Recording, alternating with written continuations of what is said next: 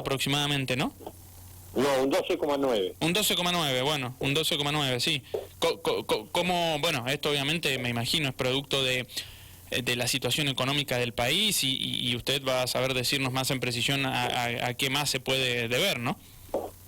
Esto se atribuye primero al brusco aumento de precios que tuvo que ver con medidas o con la política macroeconómica de ser llevada adelante por el gobierno.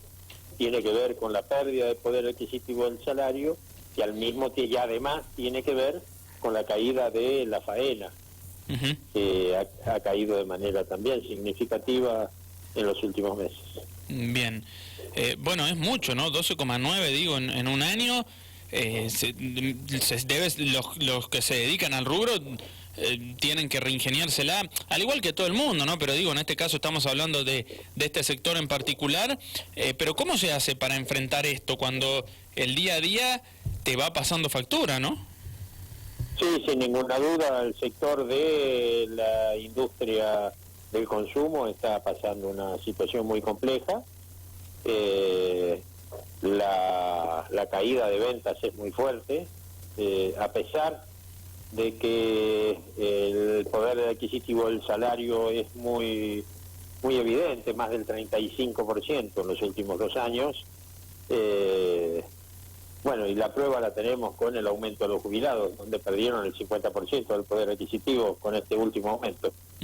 Es muy fuerte, pero la caída de la oferta hace que, a pesar de que la demanda esté muy deprimida, los precios continúen manteniéndose muy firmes y no hayan cedido. Producto de lo que decía antes, los problemas macroeconómicos, la enorme emisión monetaria del último año y medio hace que nadie quiera tener un peso en el bolsillo, y entonces un ternero que en marzo del año pasado costaba 100 pesos el kilo y cuesta 220 pesos el kilo. Claro. Y el precio del maíz, que antes era de 8, en marzo del año pasado era de 8 pesos, hoy es de 22 pesos. Por lo que se modificó la forma de producir en la Argentina. Había una importante cantidad de terneros que se terminaban en un corral, es decir, a feedlot, y hoy dejaron de hacerlo porque los números son negativos para ese negocio, y entonces aquel que compró terneros lo que hizo fue ponerlos a campo, que es una manera muy barata de echarle kilos a un animal, pero es una manera muy lenta, y entonces lo que antes demoraba 100 días en un corral ahora demora 8 meses, y después tiene que estar 60, 90 días más en un corral. Entonces la oferta de consumo ha caído de manera muy significativa, y esto es lo que genera esta situación de hoy.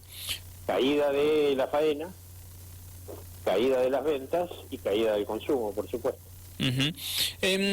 Ahora, ¿por qué piensa usted que se da la particularidad? Hace un rato ejemplificaba con ciertos cortes o ciertos productos, ¿no? Pero digo, ¿por qué cree que sea con la carne esta situación de que la brecha en el precio de ciertas cuestiones ha subido? A ver, por ejemplo, yo el otros días hablaba con un panadero y me decía que antes la carne y el pan iban de la mano en cierta manera, en la proporción, me refiero, del precio, ¿no? Y el último año, por ejemplo, el pan, no es que esté al mismo precio que el año pasado, ha subido, pero no ha subido lo que ha subido la carne también. No sé si se entiende la consulta. Creo entender la consulta. La diferencia está en que el trigo no faltó, sigue habiendo. Sí.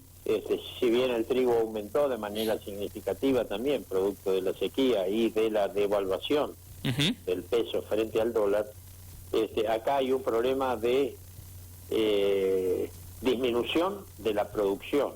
Hay menor oferta de carne, claro. Entonces el precio tiene que ver con que la demanda, a pesar de ser reducida, es y más importante que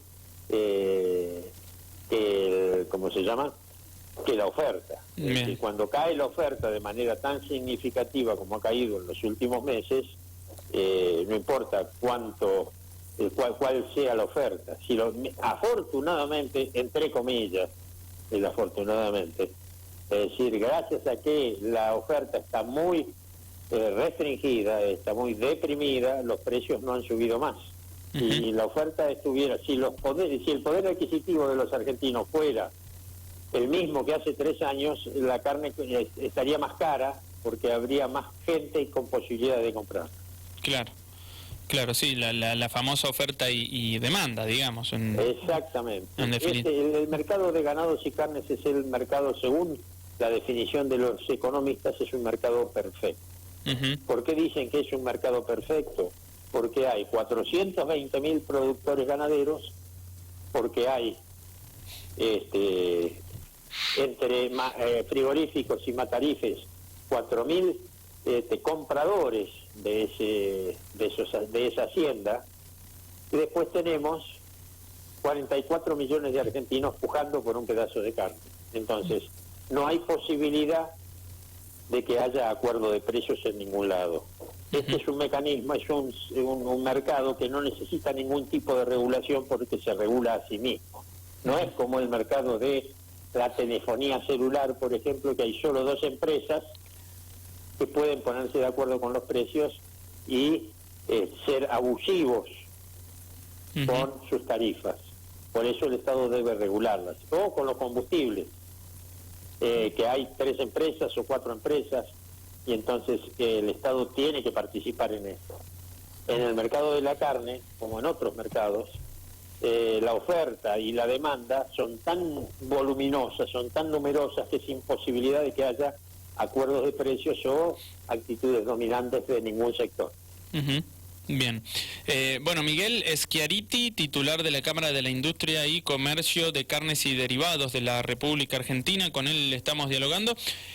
Miguel, bueno, y digo, en el medio de todo esto, la baja del consumo y todo lo que hemos hablado,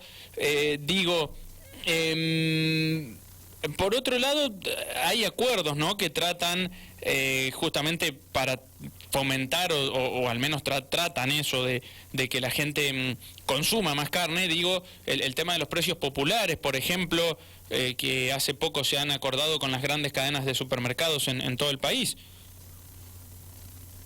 ¿Qué opino de eso? En realidad el acuerdo es también con las cadenas de supermercados, pero básicamente con los frigoríficos exportadores. Y la verdad, esto es nada más que para la publicidad política del momento. Cuando digo esto lo digo porque el acuerdo es por 8.000 toneladas mensuales de aporte de la industria frigorífica, que hace un importante aporte a esta situación. Pero los argentinos consumimos en la Argentina 175.000 toneladas de carne, por lo que la oferta a precios más bajos es de 4%. Bien. Ese 4% se vende exclusivamente en hipermercados, es decir, no le llega a la gente que debería, es decir, no le llega a la gente de bajos recursos que tendría mayor mayor derecho a consumir esos cortes de precio, de esos cortes de carne a precios realmente baratos. Bien, sí, digamos que está bien, usted dice que en cierta manera se sacan la famosa fotito o hacen campaña con algo que en realidad no es tan así. Es tan así, los precios son buenos, las cosas son buenas,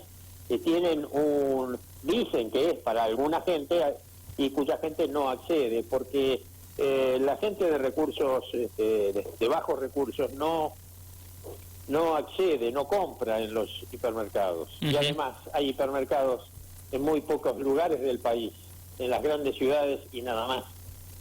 Es decir, los pueblos, es decir, no es un programa federal, es más, no es ni siquiera federal para el conurbano. Bien. Para el urbano bonaerense, a eso me refiero. Sí, se entiende. Bueno, Miguel, y en el marco de todo esto que hemos estado hablando, ¿cómo se vislumbra usted particularmente el panorama del sector en este 2021 con la pandemia de por medio, que todo termina influyendo, ¿no?, en definitiva también?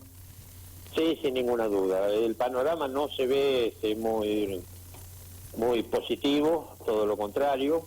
Las señales que salen desde los funcionarios del Ejecutivo son precisamente contrarias a estimular la producción.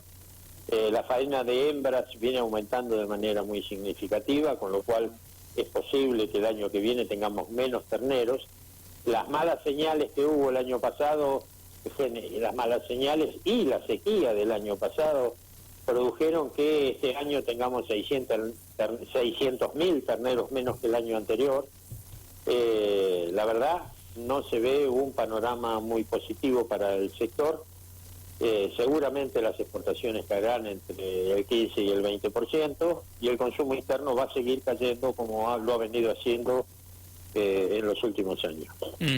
Por ende, digo, no quiero ser pájaro de mal augurio, pero ante este panorama que usted dice, por ende el precio va a subir considerablemente también. El precio probablemente no suba lo que debería subir, porque la pérdida de poder adquisitivo del salario es muy fuerte, la gente cada vez tiene menos plata, y además todas las restricciones de movimiento y los cierres hacen que el consumo esté deprimido, porque cuando le impiden a la gente movilizarse en las grandes ciudades, lo que hacen es impedirle a la gente que salga a ganarse el mango todos los días, y cuando no puede ganarse el peso todos los días no tiene con qué consumir. Se supone que esto, que es para proteger a los de menores recursos, lo que hace es condenarlos a no tener cómo ganarse el peso, el sustento diario. Bien. Esto es uno de los contrasentidos de cerrar las actividades económicas. Bien, perfecto. Bueno, Miguel, ha sido muy amable, muy atento por atendernos. Ojalá que en algún momento sean más positivas las noticias, no por culpa de ustedes, claro está. ¿Han detectado, por ejemplo, me quedó esto en el tintero, han detectado a la hora de las ventas, digo, que la gente, por ejemplo, compre carne de menor calidad, vamos a decirlo en forma coloquial, en comparación a lo que se compraba antes? Digo, ¿los cortes más económicos se venden más hoy en día? No, a ver, una vaca se vende toda. La media res llega entera a la carnicería y el carnicero la vende toda, no puede quedarse con un pedazo sin vender. Lo que hace es modificar los precios de cada uno de los cortes. Los cortes que tienen mayor demanda les aumenta un poco más el precio, los que tienen menor demanda les aumenta un poco menos el precio, pero la carne se vende toda. Bien. Lo que sí ocurre es que la mayoría de la población que tiene problemas de poder adquisitivo lo que hace es cambiar de tipo de carne.